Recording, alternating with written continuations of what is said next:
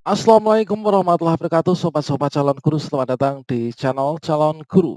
Sobat semuanya, sangat ramai sekali teman-teman, yaitu terkait tentang pertanyaan dari sobat-sobat guru honorer di media sosial, yaitu untuk afirmasi seleksi P3K guru untuk tahap 2 dan juga tahap 3.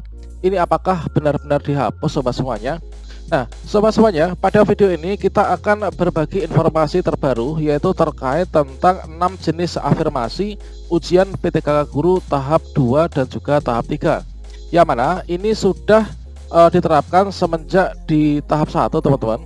Yang mana di sini kita dasarkan pada Permen Pan RB nomor 28 tahun 2021 dan juga keputusan terbaru yaitu Kemenpan RB nomor 1169 tahun 2021. Yang mana ini senada dengan yang telah disampaikan oleh Ibu Nunuk Suryani ketika melakukan silaturahmi Merdeka Belajar ya, guru belajar dan berbagi seri P3K untuk teman-teman guru honorer yang ingin ikut ujian tahap 2 dan juga tahap 3. Nah, ada pertanyaan terkait tentang hal itu teman-teman. Nah, kira-kira untuk afirmasi ujian PTKK Guru yang tahap 2 dan juga tahap 3, apakah ada penambahan ataukah dihapuskan? Silahkan simak video ini sampai selesai. Namun sebelum kita lanjutkan, perlu saya ingatkan bagi teman-teman yang mungkin baru pertama kali menemukan channel ini, silahkan klik tombol subscribe-nya dan aktifkan notifikasi loncengnya sehingga nanti jika ada update video terbaru, teman-teman tidak akan ketinggalan informasi. Baiklah sobat semuanya, yang pertama dari 6 jenis afirmasi ujian P3K Guru tahap 2 dan juga tahap 3 yang sudah diterapkan sejak tahap 1 untuk seleksi P3K Guru tahun 2021. Di sini yang 4 ini sudah tertera teman-teman, yaitu pada Permenpan RB nomor 28 tahun 2021. Untuk 4 afirmasinya ini kira-kira apa? Kemudian untuk afirmasi yang kedua, ini adalah tertera dalam Kemenpan RB nomor 1169 tahun 2021. Nah, sekarang kita cek bersama teman-teman, yaitu terkait tentang Permenpan RB nomor 28 tahun 2021.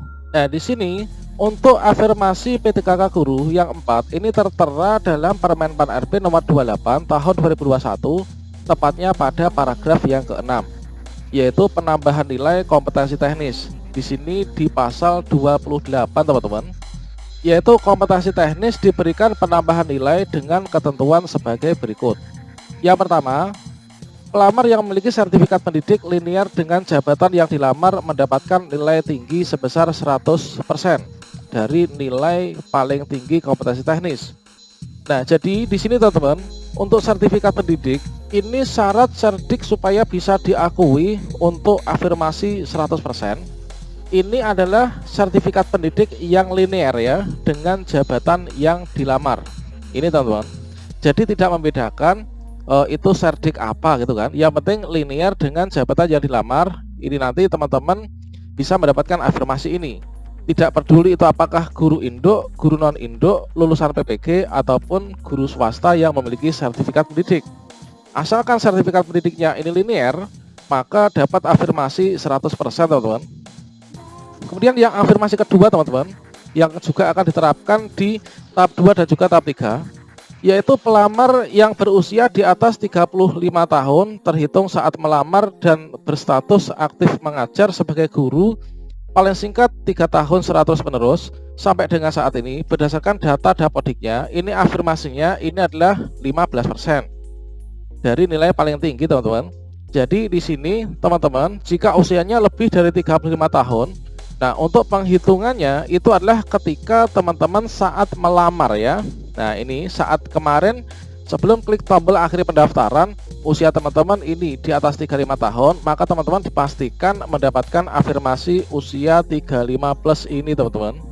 Berikutnya untuk yang ketiga, nah untuk yang ketiga atau C di sini, ini adalah pelamar dari penyandang disabilitas yang sudah diverifikasi jenis dan derajat disabilitasannya sesuai dengan jabatan yang dilamar, maka di sini teman-teman mendapatkan afirmasi sebanyak 10%.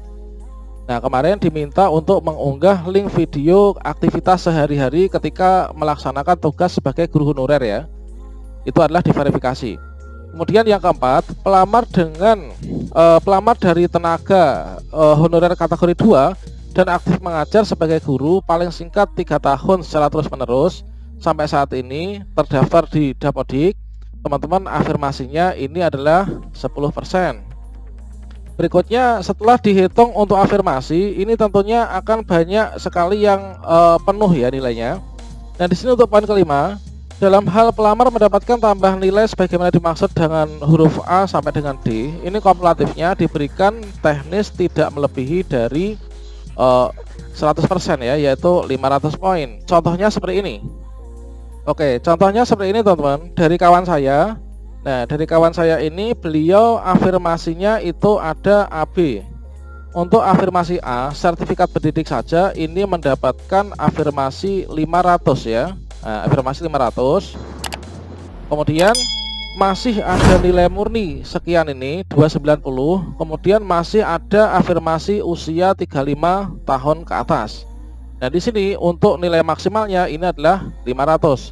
Bukan 500 dari Cerdik ditambah dengan 290 terus ditambah dengan 75 poin, itu tidak seperti itu. Jadi nilai maksimal ini adalah 500 teman-teman.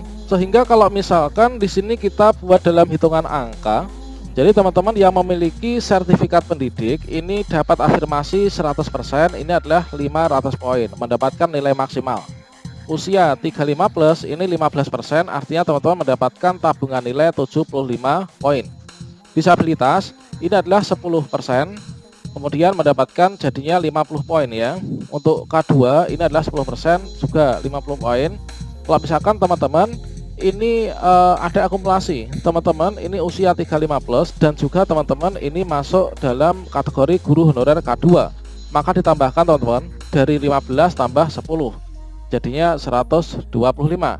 Itu adalah untuk 4 afirmasinya. Sedangkan untuk kedua afirmasi yang terbaru, di sini kita lihat pada Kepmenpan RB nomor 1169 tentang pengolahan hasil seleksi kompetensi 1 dan penyesuaian nilai ambang batas seleksi kompetensi pengadaan P3K guru dalam instansi daerah. Di sini terletak pada diktum kelima teman-teman. Kita cek bersama untuk diktum kelima, yaitu dikhususkan bagi Bapak Ibu guru yang memiliki usia paling rendah 50 tahun.